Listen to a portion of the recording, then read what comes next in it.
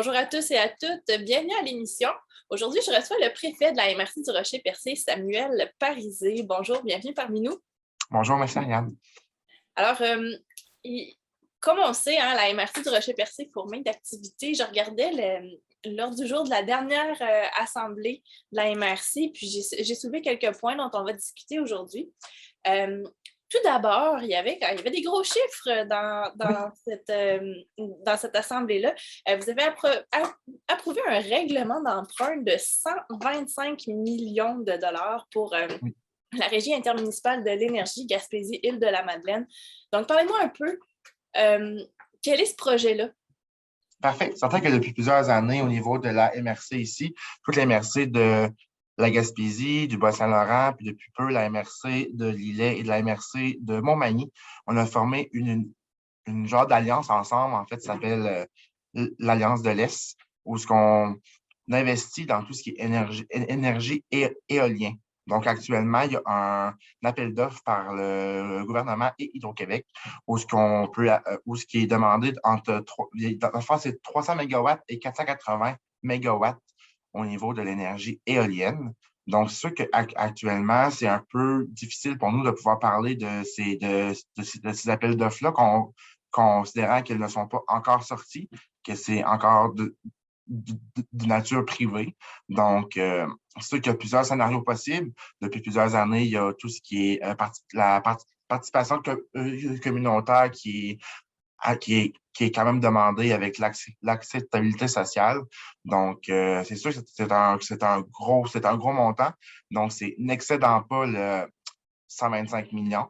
Donc, dans le meilleur des mondes, si on est capable de réaliser l'ensemble des projets, ça va être le 125 millions qui va être pris. Ça va pouvoir rapporter là, plus qu'il y a de l'argent qui est investi, plus qu'il y a de l'argent qui va pouvoir nous être remis là, au cours des années pour pouvoir continuer d'investir dans divers projets au niveau de notre communauté ici.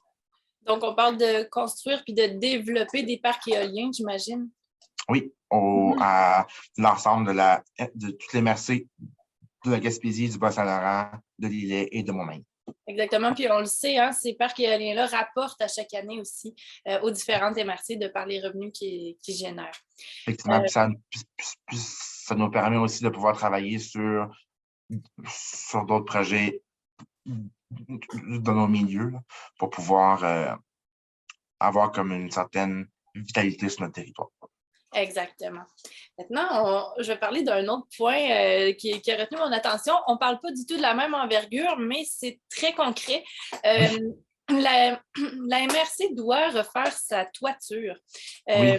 Donc, je voyais que, en fait, ça fait partie des besoins actuels. Vous me disiez juste avant notre entrevue que les travaux sont déjà entamés. Donc, quel est le problème avec la toiture de l'édifice de la MRC qui est à Chandler? En fait, c'est qu'actuellement, avec la pluie qu'on a eue le printemps dernier, il y a eu de l'infiltration d'eau. Donc, actuellement, il y a certains dommages à notre toiture. Donc, les travaux sont en cours présentement. L'appel d'offres a eu lieu et le contrat a été donné. Donc, c'est sûr que c'était plus que nécessaire. Sinon, il pouvait y avoir certains enjeux de sécurité là, pour les gens qui circulent dans les murs de la MRC. Donc, il commençait à avoir certaines bulles dans le plafond lorsqu'il y avait plusieurs précipitations. OK, donc c'était vraiment plus que nécessaire. C'était plus que nécessaire, oui. C'est ça, donc j'imagine qu'en passant dans la rue, on doit voir là, qu'il y a des équipes à l'œuvre. Oui. Oui, exactement. Oui. Parfait. Donc, justement, une MRC, c'est pas seulement une administration, ça comporte des infrastructures, donc il faut en prendre soin. Maintenant, un autre point qui a retenu mon attention, je voyais que vous aviez adopté la charte municipale pour la protection de l'enfant. Qu'est-ce que c'est cette charte-là? Puis pourquoi est-ce que vous l'adoptez? En fait, quelques semaines passées, j'ai participé à un congrès de la Fédération québécoise des municipalités qui s'est tenu là, dans le coin de Montréal. Et il y a Nancy Audet, qui est une ancienne journaliste qui est maintenant est beaucoup impliquée là, dans la Fondation pour les centres jeunesse. Et c'est certain qu'elle nous a interpellés, discuté comme avec nous pour savoir quel impact au niveau municipal on pouvait avoir sur la situation là, des des enfants plus vulnérables et leur famille aussi. Donc, il y a une municipalité ou une MRC dont j'ignore le nom présentement et je m'en excuse, qui a débuté cette initiative-là pour que les MRC et les villes deviennent un peu les partenaires des enfants plus vulnérables.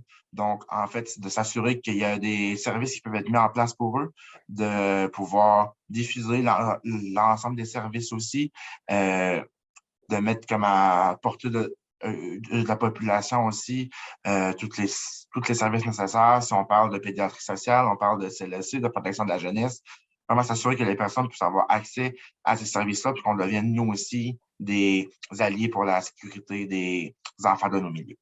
Donc, concrètement, dans la MRC du Rocher-Percé, est-ce que vous allez devoir apporter des changements aussi? Déjà, pas mal tout est en place, puis dans le fond, on signe par principe. C'est sûr qu'on signe un peu par principe et par le fait qu'on y accorde de l'importance. C'est certain que pour nous, la sécurité de nos jeunes, c'est super important. Étant moi-même un ancien travailleur social qui a quand même travaillé là-dedans pendant près d'1 an et demi. Donc, c'est quelque chose qui me tient à cœur beaucoup aussi. Donc, s'il y a des personnes qui me croisent à moi ou qui croisent les mères, c'est ceux qui vont pouvoir leur donner l'ensemble des informations nécessaires si jamais ils craignent pour la sécurité ou le développement d'un enfant de notre territoire. Très bien. Et puis, finalement, un dernier point à aborder aujourd'hui, on va parler de transport aérien. Oui. Donc, vous avez plusieurs projets pour l'aéroport du Rocher-Percé. Où est-ce qu'on en est présentement? C'est sûr qu'à l'année 2020, on aurait fait toute la piste. Là, on a une piste qui est toute neuve, très fonctionnelle, super belle, super appréciée par tous les avions qui atterrissent.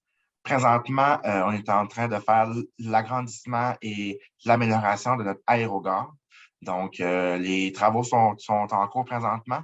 Ça va super bien. Les travaux étaient plus que nécessaires pour qu'on puisse être adapté aux enjeux actuels, qu'on puisse vraiment travailler pour l'avenir aussi, pour le développement de notre région, tant au niveau économique qu'au niveau touristique. Donc, dans les prochaines semaines, on va pouvoir continuer de veiller à ce que les travaux vont bien comme à ce niveau-là. Et on va pouvoir développer aussi certains forfaits qu'on va voir peut-être, qui va pouvoir continuer notre offre touristique, là, en fait, de pouvoir l'allonger. Ça peut être plus hivernal ou automnal, en fait. C'est que ce soit des forfaits qui vont être touristiques, des forfaits de pêche, des forfaits de chasse, des forfaits gastronomie. On est en train de pouvoir travailler là-dessus et également voir avec les entreprises du milieu qu'est-ce qu'on peut faire pour les accompagner au niveau économique. Donc, c'est en collaboration avec les entreprises que vous développez ces forfaits-là. J'imagine que l'idée, ça va être de lancer ça prochainement? Oui, c'est ça qu'on a. On a une ressource qui travaille presque à temps plein là-dessus à la MRC. Donc, elle communique avec les entreprises du milieu. On a fait une étude aussi là, pour voir de quelle façon qu'on peut développer tout ça pour que ce soit rentable pour nous, rentable pour les entreprises aussi, de quelle façon que c'est le mieux de pouvoir adapter le tout. Parfait. Donc, gros projet en chantier sur la table. Est-ce qu'on imagine que ça va se réaliser quelque part en 2023? Les travaux sont prévus pour se terminer dans les eaux, en espérant faire 2022, peut-être début 2023, mais ça va super bien jusqu'à maintenant. L'équipe travaille super fort, là, donc on veut que ce soit fait le plus rapidement possible. Parfait, donc ça va être à suivre. Alors, Samuel Parisé, merci beaucoup d'avoir pris le temps de faire ce tour d'horizon-là avec nous aujourd'hui. On a de la compagnie de mon chéri avec nous. Donc, au plaisir, à très bientôt. À bientôt, merci. La clinique d'optométrie Lémirion est fière de vous présenter cette programmation. Le soin de votre vue passe sous les yeux de la clinique d'optométrie Lémirion. Avec un vaste choix de montures pour le style, le confort, les marques. Clinique d'optométrie Lémirion. 689 5553.